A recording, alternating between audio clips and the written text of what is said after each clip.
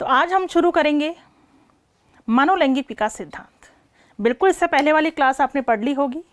मनोविश्लेषणात्मक सिद्धांत पढ़ रहे थे, जिसको 3 पहलुओं के द्वारा हमें समझना था। पहला पहलू हमने समझा स्थलाकृति संरचना, दूसरा पहलू हमने समझा गत्यात्मक संरचना, और तीसरे पहलू की हम बात करने जा रहे हैं किस रूप में? मनोलैंगिक विकास सिद्धांत के रूप में। तो मनोलैंगिक विकास सिद्धांत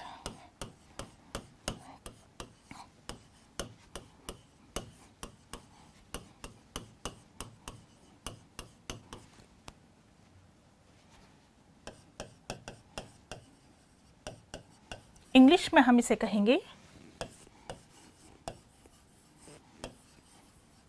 साइको सेक्सुअल डेवलपमेंट थ्योरी। ठीक है, अलग से पूछ लिया जाए प्रवर्तक कौन है, तो प्रवर्तक वही है सिगमंड फ्रायड।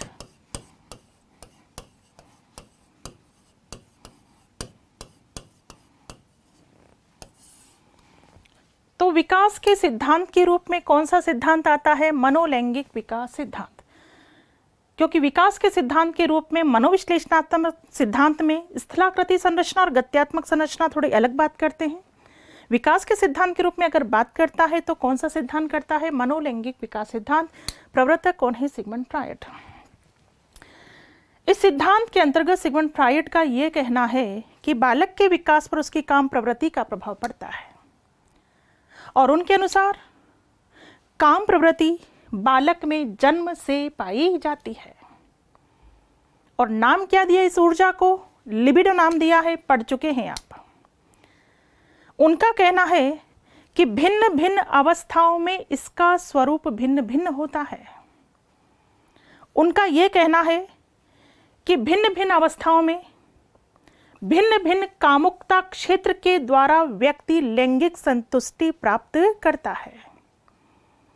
और इस सिद्धांत को बिल्कुल उन्होंने 5 अवस्थाओं के द्वारा समझाया। कितनी अवस्थाएं? 5 अवस्थाएं। ठीक है, तो यहां तक की बात क्लियर है। पहले आपको प्रश्न आ जाए कि बालक के विकास पर उसकी काम प्रवृत्ति के महत्व को किसने स्वीकार किया, तो जवाब देना सिगमंड फ्रायड। बालक में जन्म से काम प्रवृत्ति वाली बात किसने बताई? Sigmund Freud. काम प्रवृत्ति की ऊर्जा को क्या नाम दिया है? लिबिडो। ठीक है, और मनोलैंगिक विकास सिद्धांत की अवस्थाएं कितनी बताई है? 5 अवस्थाओं के द्वारा इसे समझाया है। तो वो 5 अवस्थाएं हम ध्यान से समझेंगे। देखिएगा इधर, अवस्था, अवधि, कामुकता क्षेत्र जिसे हम इरोजिनस जोन बोलते हैं या बोलते हैं लिबिडो, मुख्य विकास की बात करेंगे, मेजर डेवलपमेंट की बात करेंगे, और स्थिरीकरण की बात करेंगे। बिल्कुल रिलैक्स होकर समझना है। सबसे पहले तो आप 5 अवस्थाओं के नाम देखिए। मुख्य अवस्था ओरल स्टेज, गुदी अवस्था एनल स्टेज, लैंगिक अवस्था फैलिक स्टेज, अदृश्य अवस्था कह दो, प्रसुप्ति अवस्था कह दो, या सुप्तावस्था कह दो, लेटेंस स्टेज, जननेंद्रिय अवस्था जेनिटल स्टेज। ठीक है, पीरियड देखेंगे, अवधि देखेंगे। मुख्य अवस्था की अवधि जन्म से 1 वर्ष कह दो, 1.5 वर्ष कह दो, एक ही बात है। जन्म से 1 वर्ष या 18 माह। ठीक है, जन्म से 1 वर्ष की बात हो रही है, 1 वर्ष या कह दो 18 माह।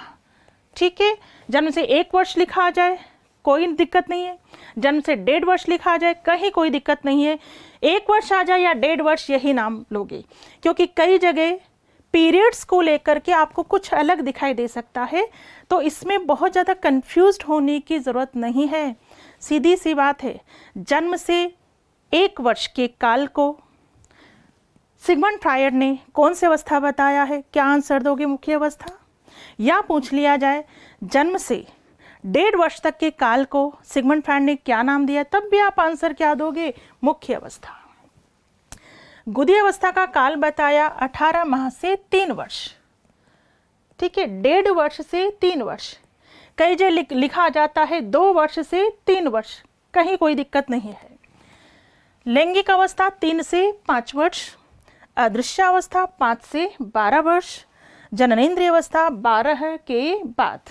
ठीक है, अब देखिए इधर हम पहली अवस्था की बात कर रहे हैं।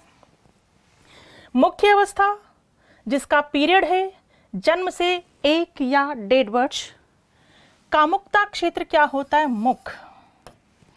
कामुकता क्षेत्र मुख होता है, यानी जब शिशु बिल्कुल छोटा होता है तो कामुकता क्षेत्र मुख को बताया गया है। वो मुख से चूस कर, काट कर, कोई भी चीज़ों को, वो आपने देखा होगा छोटा सा शिशु, कोई खिलौना उसके हाथ में पकड़ा दो, सीधे कहाँ ले जाता है? मुंह में ले जाता है। तो वो इसी के द्वारा लैंगिक संतुष्टि प्राप्त करता है। तो आप ध्यान रखेंगे, लिबिडो क्षेत्र, कामुकता क्षेत्र क्या है? मुख है। इसमें जो मुख्य विकास, जो मुख्य ट्रेनिंग बच्चों को दी जाती है वो स्तनपान छुड़ाने की ट्रेनिंग दी जाती है। स्तनपान छुड़ाना, इतना आपको पता होगा कि जब शिशु का जन्म होता है तो शिशु के जन्म के पश्चात तुरंत उसे माँ का पहला गाढ़ा दूध दिया जाता है, जिसे कोलेस्ट्रॉम कहते हैं। क्या कहते हैं? कोलेस्ट्रॉम। 6 महीने तक बच्चे को माँ का दूध ही दिया जाना चाहिए। अन्य कोई पेय पदार्थ भी बच्चे को नहीं दिया जाता, यहाँ तक कि बच्चे को पानी भी नहीं पिलाया जाता, केवल और केवल माँ का दूध दिया जाता है 6 महीने तक कम से कम। 6 महीने के बाद केवल और केवल माँ के दूध से काम नहीं चलता, उसे ऊपरी आहार की भी आवश्यकता होती है। तो 6 महीने के बाद बच्चे को ऊपरी आहार भी दिया जाने लगता है, पहले लिक्विड और लिक्विड के बाद ठोस आहार। जब ऊपरी आहार दिया जाता है तो धीरे धीरे स्तनपान को छुड़ाने की क्रिया की जाती है, और ये क्रिया क्रमिक होती है, धीरे धीरे, एकदम से नहीं। तो चूंकि ये क्रिया क्रमिक होती है और दूध छुड़ाने की क्रिया को विनिंग कहते हैं। क्या बोलते हैं? विनिंग बोलते हैं। तो धीरे धीरे बच्चे को ये प्रशिक्षण दिया जाता है कि धीरे धीरे वो फीडिंग करना छोड़े और ऊपरी आहार लेना शुरू करे। ठीक है, अब हम स्थिरीकरण की बात करते हैं। तो स्थिरीकरण क्या होता है, पहले सुनिए। जब कोई भी बात या लैंगिक संतुष्टि आवश्यकता से अधिक या आवश्यकता से कम होती है तो व्यक्ति में कुछ गुण स्थायी हो जाते हैं, जिसे स्थिरीकरण कहते हैं। अगर लैंगिक संतुष्टि सामान्य रूप में मिलती है तो सब कुछ ठीक रहता है, लेकिन यदि लैंगिक संतुष्टि की आवश्यकता से अधिक, मतलब अधिकता हो जाती है या फिर न्यूनता हो जाती है, तो दोनों ही बातें व्यक्तित्व को प्रभावित करती हैं और व्यक्ति में कुछ गुण स्थायी हो जाते हैं जो वयस्कावस्था आने पर प्रदर्शित होते हैं। इसे क्या कहा जाता है? स्थिरीकरण। गुणों का स्थायी हो जाना। किस वजह से? लैंगिक संतुष्टि की अधिकता और न्यूनता की वजह से व्यक्ति में कुछ गुण स्थायी हो जाते हैं, उसे स्थिरीकरण कहा गया है। और वयस्कावस्था आने पर वो लक्षण, वो गुण उसमें दिखाई देते हैं। जैसे पहली अवस्था में यदि स्थिरीकरण होता है तो वयस्कावस्था आने पर व्यक्ति धूम्रपान करता है, अधिक बोलना, हमेशा बोलता रहता है, च्युइंगम चबाना, आपने देखा होगा कुछ व्यक्ति अपने मुंह में च्युइंगम चबाते रहते हैं, कुछ ओवर ईटिंग करते हैं, खाते रहते हैं। तो ये स्थिरीकरण व्यक्ति में दिखाई देता है। तो आप बिल्कुल इसी तरह, इतनी बातें अगर आपने ध्यान रख ली तो इसके बाद कोई भी बात आपको ध्यान रखने की आवश्यकता नहीं है। मुख्य अवस्था 0 से 1 या 1.5 वर्ष। कामुकता क्षेत्र क्या होता है? मुख होता है। मुख्य रूप से ट्रेनिंग क्या दी जाती है इस अवस्था में बच्चे को? स्तनपान छुड़ाने की। और स्थिरीकरण में जब व्यक्ति वयस्क हो जाता है तो उसमें कौन से लक्षण दिखाई देते हैं? धूम्रपान करना, अधिक बोलना, च्युइंगम चबाना, ओवर ईटिंग करना, बहुत ज़्यादा खाना। क्लियर? इतनी बात ध्यान रखोगे पहली अवस्था में। अब आ जाइए दूसरी अवस्था। ठीक है, ये तो पहली अवस्था हो गई आपकी।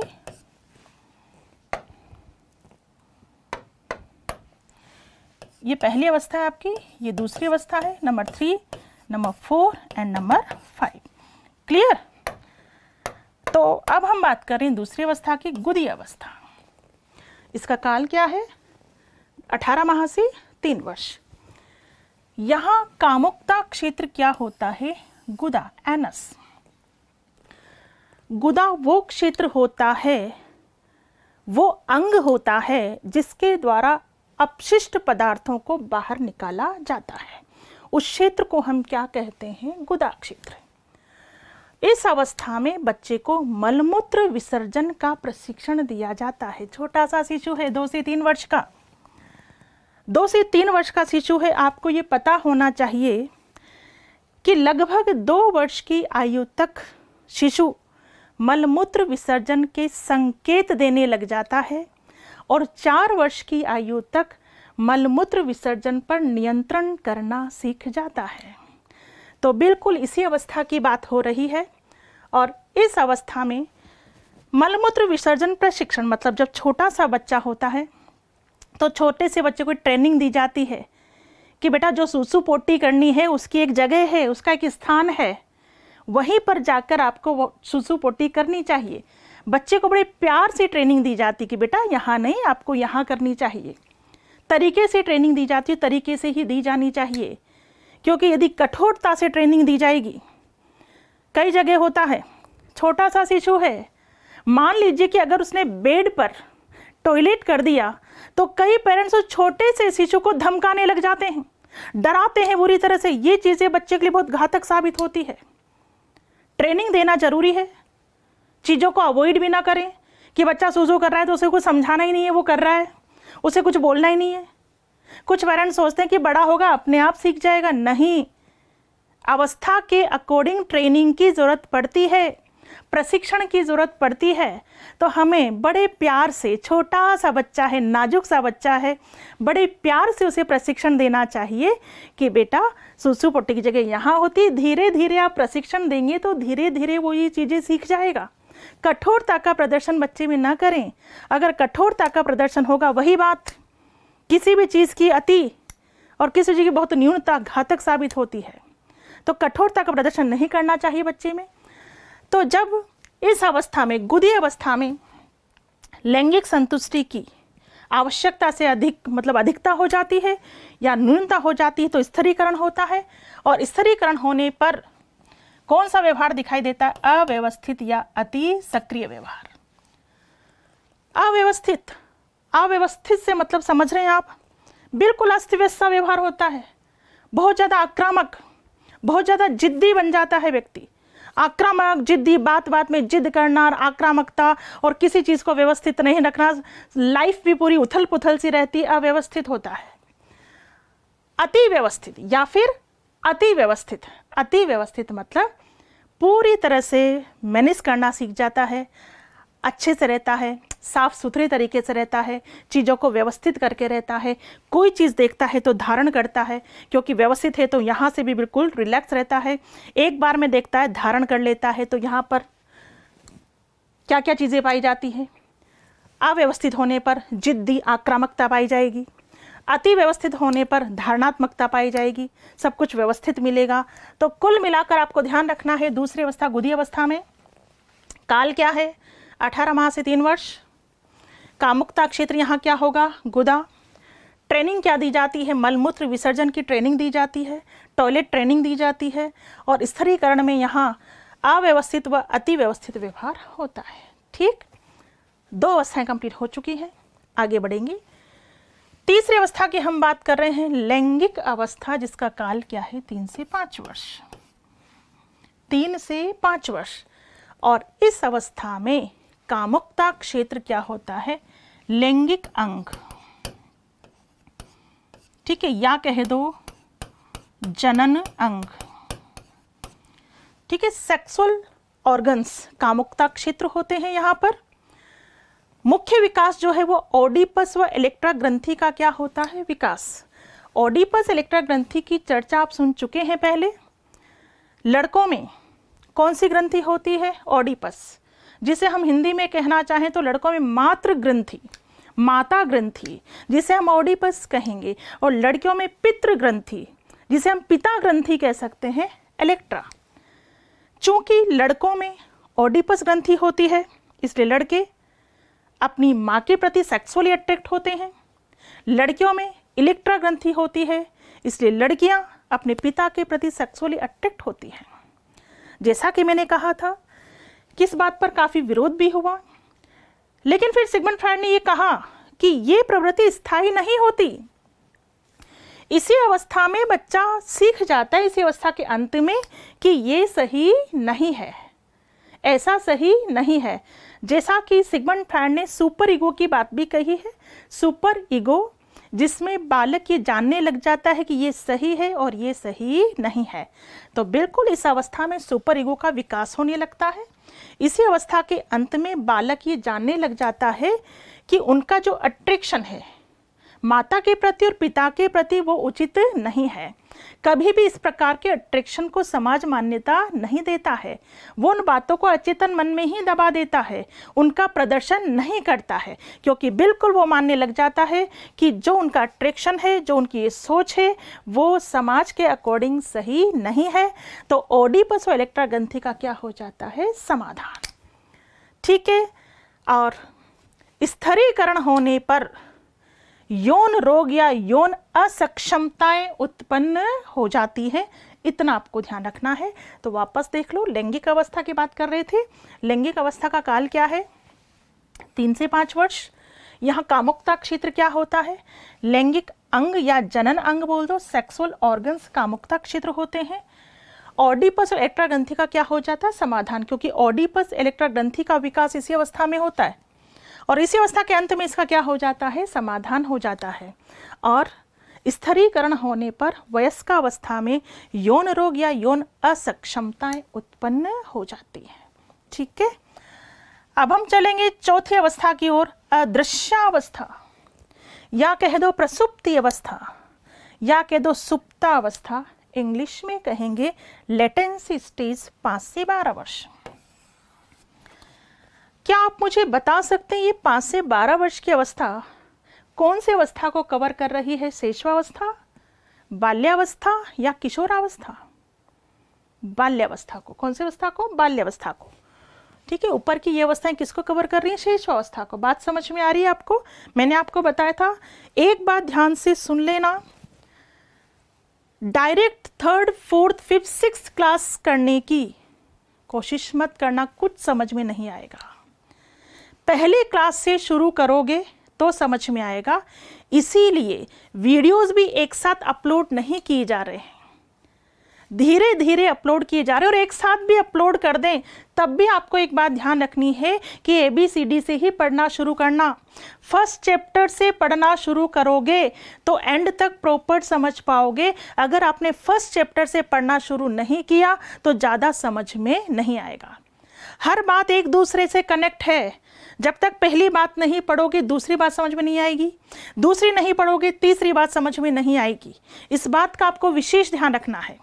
और पूरे में से पूरे मार्क्स लाना चाहते हो तो बातों पर विश्वास करना है आपको, क्योंकि इतिहास गवाह है इस बात का कि इतने सालों से किस तरह से क्वेश्चंस उठकर आते हैं। 1-2 एग्जाम को हम छोड़ सकते हैं कि 1-2 एग्जाम में कई बार, जैसे मैं आपसे फ्रीली बात करूं, रीट एग्जाम 2018 की, उससे पहले कई एग्जाम हो चुके हैं। First grade, second grade, RTET के एग्जाम हुए, रीट के एग्जाम हुए, ढेरों एग्जाम हो चुके हैं। हर एक प्रश्न खरा उतरता है ऐसा का ऐसा, यहाँ तक कि डेफिनेशन भी खरी उतरती है ऐसी की ऐसी। लेकिन रीट का जो एग्जाम हुआ 2018 में, उसमें कुछ क्वेश्चंस हकीकत में ऐसे पूछे गए थे जिसका जवाब कोई भी शिक्षक, 2-3 प्रश्नों का जवाब कोई भी मनोविज्ञान पढ़ाने वाला शिक्षक नहीं दे पाया। जो वास्तविकता वो मैं बता रही हूँ। मात्र एक एग्जाम में ऐसा हुआ कि 2, 3, 4 क्वेश्चंस जो थे उनमें से 1-2 तो विरोधाभासी थे, सेकंड आंसर की में उनका आंसर भी अलग आया, वो सारी चीज़ें। तो आप रीट 2018 के क्वेश्चन पेपर पर फोकस करना है, बट इस बात पे फोकस नहीं करना है कि क्वेश्चंस उठकर नहीं आते। 3 से 4 प्रश्न ऐसे थे जिसका कोई भी शिक्षक जवाब नहीं दे पाया, क्योंकि वो प्रश्न जो आज दिन तक कहीं टॉपिक नहीं है, सिलेबस में नहीं है, वहां से उठकर आ गए थे। बाकी 2002 से लेकर पढ़ा रही हूं और अब तक जितने एग्जाम हुए हैं, एक एक प्रश्न खरा उतरता है। तो कहने का मतलब ये कि आप केवल 2018 में जो रीट का एग्ज़ाम हुआ है उसको लेकर नेगेटिव फील ना करें और एग्ज़ाम्स की भी बातें करें, क्योंकि बेटा इतनी बात तो आपको समझ में आती होगी कि भीड़ वैसे ही नहीं आ जाती, बच्चे वैसे ही विश्वास नहीं कर लेते, नाम वैसे ही नहीं हो जाता, मेहनत करनी पड़ती है उसके पीछे, तपस्या करनी पड़ती है उसके पीछे, और इसके पीछे तपस्या है मेरी। शुरुआत करी थी मनोविज्ञान की जयपुर शहर में, एक ही नाम था और नाम तो अभी भी एक ही रहेगा, अगर आपका विश्वास मुझ पर बरकरार रहा तो बच्चों तपस्या करनी पड़ती है, और 20 से 22 साल की तपस्या है ये, इसलिए बेझिझक होकर के पढ़ें। बहुत विस्तृत है मनोविज्ञान, फालतू की गाथा में गाने लगूं तो शायद एक टॉपिक में 3 से 4 घंटे लग जाएं, पर उससे मतलब नहीं है, दिमाग घूम जाएगा आपका। मनोवैज्ञानिक नहीं बनना अभी आपको, अभी केवल और केवल आपको एग्जाम सेलेक्ट करना है, और एग्जाम में सेलेक्ट होने के लिए जितनी बातें हैं, जो सटीक बातें हैं, वो मैं आपको बता रही हूं। लेकिन हाँ, मेरे द्वारा बताई गई एक भी बात को फालतू मत समझना, बेकार की मत समझना। बातें वही बताऊंगी जो आपके लिए उपयोगी हो, जहां से बिल्कुल प्रश्न उठ करके आते हैं। जो मैं पढ़ा रही हूं 30 में से 30 प्रश्न आप ला सकते हैं। चलो ठीक है, थोड़ा सा सोच लेते कि नहीं मैडम पता नहीं कहां से क्वेश्चन उठकर आते हैं, 2 क्वेश्चन हटा दो, 28 क्वेश्चन आपके कहीं भी नहीं गए। बिल्कुल विश्वास कर सकते हैं आप, और विश्वास जिताता है। विश्वास ने अंधा विश्वास कर सकते हैं। तो जो आप पढ़ रहे हैं वो बड़े ध्यान से पढ़ें, जितना बता रही हूँ मोर देन सफिशिएंट है, उतना ध्यान कर लें आप, उतना ध्यान रख लें। तो बिल्कुल हम बात कर रहे थे चौथी अवस्था की, अदृश्य अवस्था। जैसा कि मैंने कहा था कि शेष अवस्था है। प्रीवियस क्लास की बात इसलिए की मैंने क्योंकि प्रीवियस क्लास में मैंने बताया था आपको, एक तो किसके बारे में बताया था,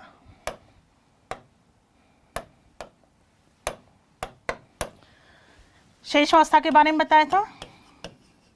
ठीक है, शेष अवस्था का काल क्या बताया था, जन्म से 6 वर्ष। बाल्यावस्था का काल क्या बताया था, 7 से 12 वर्ष। और किशोरावस्था का काल क्या बताया था, 13 से 18 वर्ष या 12 से 19 वर्ष या 12 से 19 वर्ष। ठीक है, इसके अकॉर्डिंग ये जो अवस्था है 5 से 12, वो किसको कवर कर रही है, 5 से 12 वाला रेशियो कहाँ लेकर जाएंगे आप, बाल्यावस्था, बाल्यावस्था को कवर कर रही है। ठीक है, तो अब हम बाल्यावस्था की बात कर रहे हैं, ये सारी बातें किस में चली जाएंगी आपकी, शेष अवस्था में। तो चूंकि बाल्यावस्था में भी आप पढ़ चुके हैं कि बाल्यावस्था में बालक बहुत व्यस्त हो जाता है, खेल खेलता है, गैंग बनाता है, रचनात्मक कार्यों में रुचि लेता है, चंदा उगाता है, रावण दहन करता है, होली का दहन करता है, बहुत व्यस्त रहता है। तो इस अवस्था में काम प्रवृत्ति अदृश्य हो जाती, अदृश्य। कामुकता क्षेत्र कुछ नहीं है, शरीर के किसी भी भाग में काम प्रवृत्ति नहीं होती, क्योंकि वो अदर कामों में ज़्यादा व्यस्त हो जाता है। तो याद रखना 5 से 12 यानी बाल्यावस्था में काम प्रवृत्ति अदृश्य हो जाती है, इसलिए इस अवस्था का नाम क्या है, अदृश्य अवस्था, प्रसुप्ति अवस्था, सुप्तावस्था, लेटेंसी स्टेज। कामुकता क्षेत्र कुछ नहीं होता है। ठीक है, कामुकता क्षेत्र कुछ नहीं होता है। यहाँ पर मुख्य विकास जो यहाँ होता है वो रक्षात्मक युक्तियों का विकास होता है। अब ये रक्षात्मक युक्तियां क्या हैं? रक्षात्मक युक्तियों की डिटेल चर्चा हम समायोजन टॉपिक के अंतर्गत करेंगे। किसकी चर्चा? रक्षात्मक युक्तियां, एडजस्टमेंट मैकेनिज्म भी जिसे कहते हैं, यानी बालक कैसे भी करके एडजस्टमेंट करना सीख जाता है, एडजस्टमेंट करने लगता है। तो रक्षात्मक युक्तियां वे साधन हैं जिनके द्वारा बालक चिंता, तकलीफ आदि बातों से क्या करता है, समायोजन। तो रक्षात्मक युक्तियों की यहाँ केवल इतना ध्यान रखना कि 5 से 12 में मुख्य विकास क्या होता है, रक्षात्मक युक्तियों की उत्पत्ति होती है। ठीक है, तो यहाँ काम प्रवृत्ति नहीं पाई जाती, बल्कि काम प्रवृत्ति का क्या हो जाता है, मार्गांतीकरण। एक रक्षा युक्ति होती है मार्गांतीकरण, एक रक्षा युक्ति होती है मार्गांतीकरण। मार्गांतीकरण का मतलब क्या होता है, मार्ग चेंज हो जाता है। मार्ग चेंज यानी जो ऊर्जा होती है काम प्रवृत्ति की, वो ऊर्जा अलग जगह लगती है। वो ऊर्जा कहाँ लग रही है, खेल खेलने में, दौड़ने में, भागने में, पेंटिंग करने में, डांस करने में, रचनात्मक कार्य करने में, वो ऊर्जा कहाँ लग रही है, वहाँ पर लग रही है। मतलब उसका क्या होगा, मार्ग चेंज हो गया, मार्गांतीकरण हो गया। मार्गांतीकरण जिसे हम शोधन भी कहते हैं, शोधन कह दो, मार्गांतीकरण कह दो, एक ही बात है। तो मतलब जो चीज़ है उसका यहाँ से यहाँ मार्ग चेंज हो जाना, इसे मार्गांतीकरण कहते हैं और डिटेल में हम आगे चर्चा करेंगे। यहाँ केवल इतना ध्यान रखना कि काम प्रवृत्ति जो अदृश्य हो जाती है उसका मार्ग चेंज हो जाता है और वही ऊर्जा कहाँ लगती है? खेल खेलने में लगती है, रचनात्मक कार्यों में लगती है, डांस करने में लगती है, पेंटिंग करने में लगती है। वही ऊर्जा उसका क्या हो जाता है? मार्गांतीकरण। ठीक, स्थिरीकरण कुछ नहीं होता यहाँ पर।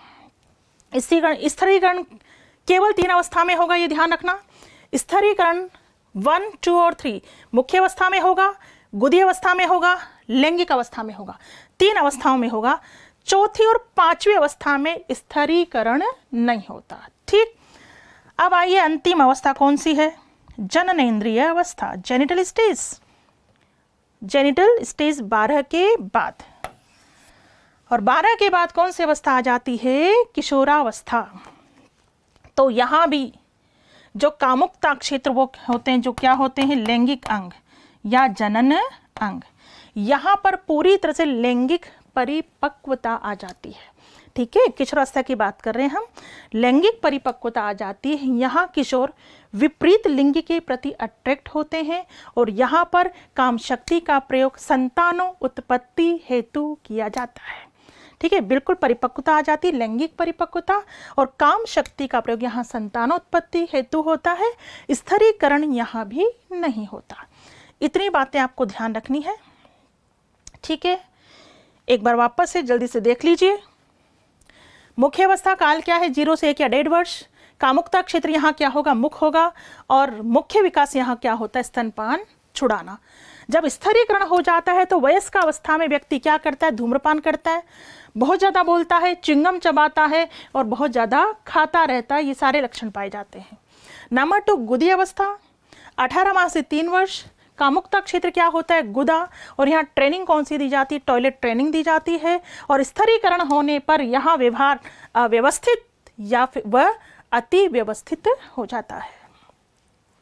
तीसरी अवस्था लैंगिक अवस्था, 3 से 5 वर्ष। यहाँ पर कामुकता क्षेत्र क्या होते हैं? लैंगिक अंग होते हैं और इसी अवस्था में ऑडिपस इलेक्ट्रा ग्रंथि पाई जाती है और इसी अवस्था के अंत में ऑडिपस इलेक्ट्रा ग्रंथि का क्या हो जाता है? समाधान। ठीक है, स्थिरीकरण होने पर यौन रोग उत्पन्न हो जाते हैं या यौन असक्षमताएं उत्पन्न हो जाती हैं। चौथी अवस्था अदृश्य अवस्था, प्रसुप्ति अवस्था या सुप्तावस्था कहेंगे। काल है 5 से 12 वर्ष। यहाँ काम प्रवृत्ति अदृश्य हो जाती, कामुकता क्षेत्र कुछ भी नहीं होता और यहाँ जो मुख्य विकास होता है वो रक्षात्मक युक्तियों की उत्पत्ति होती है। ठीक है, स्थिरीकरण भी नहीं होता। 5वीं अवस्था जननेंद्रिय अवस्था, 12 के बाद किशोरावस्था आ जाती है। यहाँ भी कामुकता क्षेत्र लैंगिक अंग होगा, लैंगिक परिपक्वता यहाँ आ जाती है, स्थिरीकरण यहाँ भी नहीं होता। इतनी बात आपके समझ में आ गई होगी। अगर इतनी बात पूरी तरह से अभी भी समझ में नहीं आई तो कोई बात नहीं, हम एक बार वापस रिवीजन करेंगे। तो देखिए इधर, ठीक है, एक एक अवस्था को और अच्छे से पढ़ लीजिए आप। मुख्य अवस्था इंग्लिश में कहेंगे ओरल स्टेज। काल क्या है? 0 से 1 वर्ष या 18 माह। इस पहली अवस्था में बालक की काम प्रवृत्ति मुख्य के क्षेत्र में, कौन से क्षेत्र में? मुख्य क्षेत्र में केंद्रित होती है। बालक चूसकर, काटकर, चबाकर, प्रत्येक चीज मुंह में डालकर लैंगिक संतुष्टि प्राप्त करता है। यदि लैंगिक संतुष्टि आवश्यकता से कम या आवश्यकता से अधिक मात्रा में प्राप्त होती है तो इसे ही क्या कहते हैं? स्थिरीकरण। इंग्लिश में क्या बोलते हैं? फिक्सेशन। क्लियर है बात? ऐसा होने पर वयस्कावस्था में, मतलब फिक्सेशन होने पर, स्थिरीकरण होने पर वयस्कावस्था में 2 प्रकार के व्यक्तित्व विकसित होते हैं। कितने प्रकार के? 2 प्रकार के व्यक्तित्व विकसित होते हैं। मुखवर्ती निष्क्रिय व्यक्तित्व और पैसिव पर्सनालिटी। मुखवर्ती आक्रामक व्यक्तित्व, ओरल एग्रेसिव पर्सनालिटी। ठीक है, 2 प्रकार के व्यक्तित्व सिंपली ध्यान रखेंगे। तो स्थिरीकरण जब हो जाता है तो व्यक्ति वयस्कावस्था में क्या करता है? धूम्रपान करता है, च्युइंगम चबाता है, लगातार कुछ ना कुछ खाता रहता है, ओवर ईटिंग करता है। ठीक है, प्रशिक्षण कौन सा दिया जाता है? स्तनपान छुड़ाने का प्रशिक्षण दिया जाता है। ये कौन सी अवस्था हुई? पहली अवस्था, जिसका नाम क्या था? मुख्य अवस्था। अब हम बात करेंगे दूसरी अवस्था की, गुदीय अवस्था। गुदीय अवस्था जिसे इंग्लिश में क्या कहते हैं? Anal stage. काल क्या है? 18 माह से 3 वर्ष। दूसरी अवस्था की बात कर रहे हैं हम। इस अवस्था में काम प्रवृत्ति कौन से क्षेत्र में? गुदा क्षेत्र में। गुदा क्षेत्र में केंद्रित होती है, जो कि शरीर के, गुदा क्षेत्र किसे कहते हैं? जो कि शरीर से अपशिष्ट पदार्थ, जो वेस्ट मटेरियल होता है, निकालने के लिए मुख्य अंग होता है। इस अवस्था में बालक मलमूत्र संबंधी क्रियाओं में क्या लेता है? आनंद लेता है। इस अवस्था में बालक को मलमूत्र विसर्जन, कौन सी ट्रेनिंग दी जाती है? टॉयलेट ट्रेनिंग का प्रशिक्षण दिया जाता है। स्थिरीकरण होने पर क्या होता है? इस अवस्था में लैंगिक संतुष्टि की कमी अधिक होने पर व्यक्ति का व्यवहार कैसा हो जाता है? अव्यवस्थित या अति व्यवस्थित हो जाता है। वह जिद्दी, आक्रामक व धारणात्मक बन जाता है। ठीक है, जिद्दी, आक्रामक व धारणात्मक बन जाता है। क्लियर होगी बात? ये बात कौन सी अवस्था की हुई? दूसरी अवस्था की। ठीक है, मैं थोड़ा फास्ट इसलिए पढ़ा रही हूँ क्योंकि सारी चर्चा समझ चुके हैं हम। ये जस्ट एक रिवीजन है और रिवीजन में इतनी तेजी से पढ़कर सारी बातें यहाँ होनी चाहिए। लैंगिक अवस्था फैलिक स्टेज 3 से 5 वर्ष। इस अवस्था में बालक का ध्यान जनन अंगों की तरफ जाता है। ठीक है, जनन अंग, सेक्सुअल ऑर्गन्स की तरफ जाता है। कहाँ जाता है? जनन अंगों की तरफ जाता है। काम प्रवृत्ति लैंगिक क्षेत्र में विद्यमान होती है। कौन से क्षेत्र में? लैंगिक क्षेत्र में। इस अवस्था में लड़कों में मात्र मनोग्रंथि यानी ओडिपस कॉम्प्लेक्स, किसमें? लड़कों में होने के कारण वे अपनी मां से अधिक प्रेम करते हैं, और लड़कियों में पितृ मनोग्रंथि एलेक्ट्रा कॉम्प्लेक्स होने के कारण वे अपने पिता से अधिक प्रेम करती हैं। लेकिन बाद में इन ग्रंथियों का क्या हो जाता है? समाधान हो जाता है। स्थिरीकरण होने पर इस अवस्था में कम या अधिक लैंगिक संतुष्टि होने पर वयस्कावस्था में यौन रोग से वो ग्रसित हो जाता है। कौन से रोग से? यौन रोग से ग्रसित हो जाता है। तो कौन सी अवस्था की बात हो गई है? लैंगिक अवस्था। आगे बढ़ते हैं। नंबर 4, जिसका नाम है अदृश्यावस्था, प्रसुप्ति अवस्था, या कह दो सुप्तावस्था, लेटेंसी स्टेज। काल क्या है इसका? 5 से 12 वर्ष। ठीक है, इसका काल है अपना 5 से 12 वर्ष। इस अवस्था में काम प्रवृत्ति अदृश्य हो जाती है। यह शरीर के किसी भी भाग में विद्यमान नहीं होती।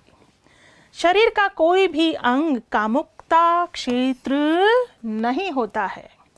इस अवस्था में काम प्रवृत्ति अन्य रूपों में प्रदर्शित होती है, जैसे खेल में, पेंटिंग में, डांस में, रचनात्मक कार्यों आदि में। अर्थात काम प्रवृत्ति का क्या हो जाता है?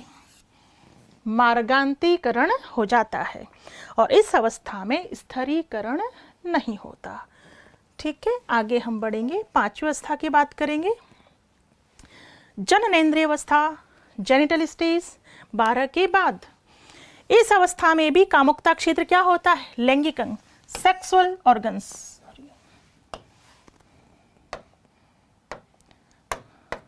कामुकता क्षेत्र क्या होता है? सेक्सुअल ऑर्गन्स होते हैं।